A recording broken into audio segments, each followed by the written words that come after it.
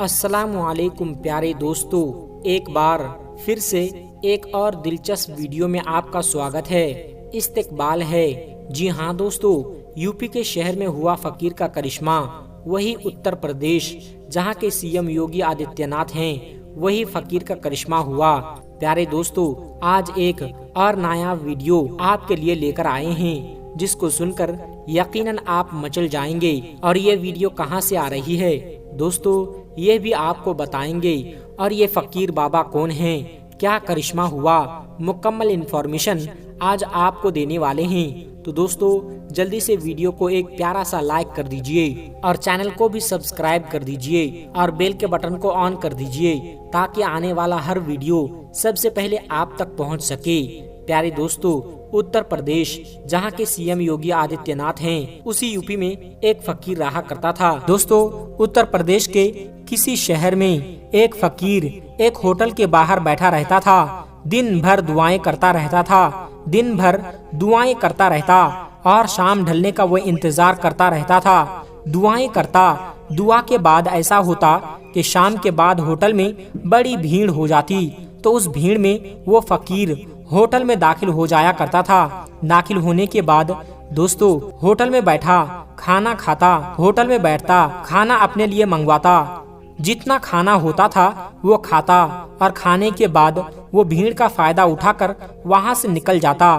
फिर दूसरे दिन का भी उसका मामूल यही होता था। दोस्तों, फिर बाहर में बैठकर दुआएं करता रहता, मानो झूम रहा हो और रब की रहमत को बुला रहा हो। दिन भर दुआएं करता और फिर शाम होती और शाम को उसी तरीके से जिस वक्त भीड़ होती, भीड़ के साथ फकीर भी शामिल हो जाया करता।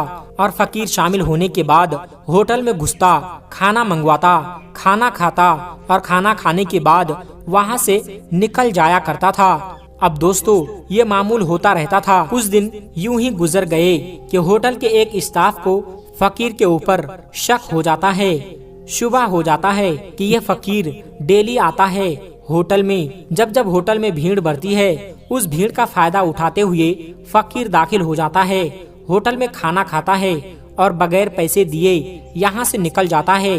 अब की बार क्या था कि उस होटल के मालिक ने अपने शक व शुबा को पक्का करने के लिए अब जैसे ही दूसरे दिन वो फकीर आता है, खाना मंगवाता है, खाना देने के बाद वो उस पर ध्यान देने लगता है कि कहीं उसका धोखा तो नहीं, या सच में ये बगैर पैसे दिए चला जाता है। जब वो गौर से देखता है तो ये देखता है कि वो फकीर खाना खाया और बगैर पैसा दिए चले गया। अब क्या था, इस बात को लेकर वो होटल का स्टाफ अपने मालिक के पास चला जाता है और कहता है कि सर, आप यहाँ पर बैठे हो तो क्या आते जाते हुए लोगों के ऊपर नजर नहीं रखते हो? कौन खा के जा रहा है, कौन नहीं, कौन पैसा दे रहा है, कौन नहीं दे रहा है, कौन बगैर पैसा दिए जा रहा है? आप उस फकीर को देखे। हम लोगों के होटल के सामने एक फकीर जो बैठता रहता है, मैं कई दिनों से ये देख रहा हूँ कि वो आता है, भीड़ भाड़ के वक्त में आता है, हमारे होटल में खाना खाता है और बगैर पैसा दिए चला जाता है। लेकिन कभी आप टोकते रोकते भी नहीं हो, आप शायद ध्यान नहीं दिए हो उस पर। अब इतनी बात सुनना था कि होटल का वो मालिक कहता है कि ठीक है, अब की बार से मैं ध्यान दूंगा और किसी को बगैर पैसा दिए यहाँ से जाने नहीं दूंगा। फिर क्या था दोस्तों, दूसरा दिन फिर होता है यही मामूल। फकीर वहाँ पर आते हैं, दिन भर मांगता रहता है, शाम होती है, भीड़ अचानक से बढ़ने लगती है। उस भीड़ में शामिल होकर वो आता है, खाना खा के चला जाता है। इस तरीके से कई दिन गुजर गए। जब कई दिन गुजर गए तो वो होटल का स्टाफ लगातार उस फकीर पर नजर बनाए हुए था, लगातार निगाहें बनाए हुए था। अब क्या था, एक बार उस होटल के स्टाफ का सब्र का बांध टूट जाता है और इस बार वो अपने मालिक के पास जाता है और जाके गुस्से में कहता है कि आप क्या देखते हो, मैंने आपको पहले ही आगाह किया था, मैंने आपको पहले ही खबर दी थी कि फला शख्स आता है, खाना खाता है और बगैर पैसे दिए हुए चला जाता है, लेकिन आपने उसको ध्यान नहीं दिया। आज भी वो ये काम करता जा रहा है। अब क्या था, होटल का मालिक जो था मुस्कुराता है और अपने नौकर को, अपने स्टाफ को बुलाकर कहता है कि सुनो, मैं उस इंसान, उस फकीर पर कई दिनों से मेरी भी निगाह है और ये फकीर जब से उधर आया है मेरे होटल की बिक्री बढ़ गई है, कस्टमर और बढ़ गया है। इससे पहले हमारे यहाँ खाना बच जाया करता था, दाना बच जाया करता था, हम उस खाना को फेंक देते थे क्योंकि वो खराब हो जाया करता था, लोग नहीं आते थे। लेकिन जब से ये फकीर यहाँ पर आकर बैठा है, मैं देखता हूँ कि दिन भर वो दुआएं मांगता रहता है। शायद यही दुआ मांगता रहता है कि या अल्लाह, इस वक्त इस होटल में इतनी तू भीड़ कर दे कि इस भीड़ के दौरान मैं भी खाना खाकर निकल जाऊं। और सुनो, कभी कभी लोगों को रिज्क दूसरों के मुकद्दर से भी मिल जाया करता है।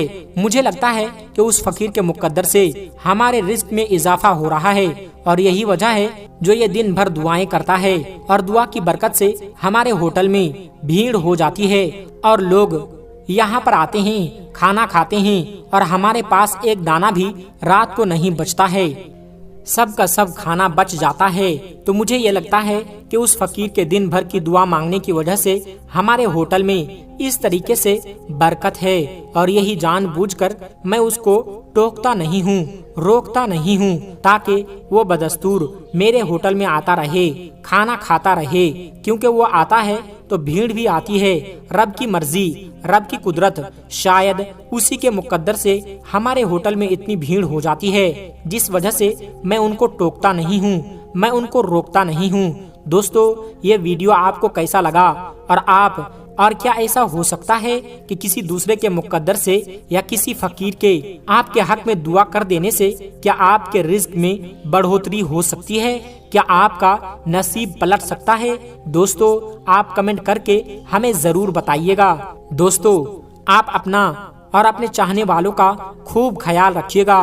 प्यारे दोस्तों, मोहब्बत का काम करें, मोहब्बत को आम करें, जगह जगह पर मोहब्बत को आम करें। दोस्तों, अगर आप मुस्लिम भाई हैं तो मस्जिदों को आबाद करें, मस्जिदों को आबाद करें, मदारिस को आबाद करें। और अगर आप गैर मुस्लिम हैं तो आप नफरत का काम ना करें बल्कि मोहब्बत का काम करें। दोस्तों, आज की इस वीडियो में बस इतना ही। मिलते हैं एक फिर नए वीडियो के साथ।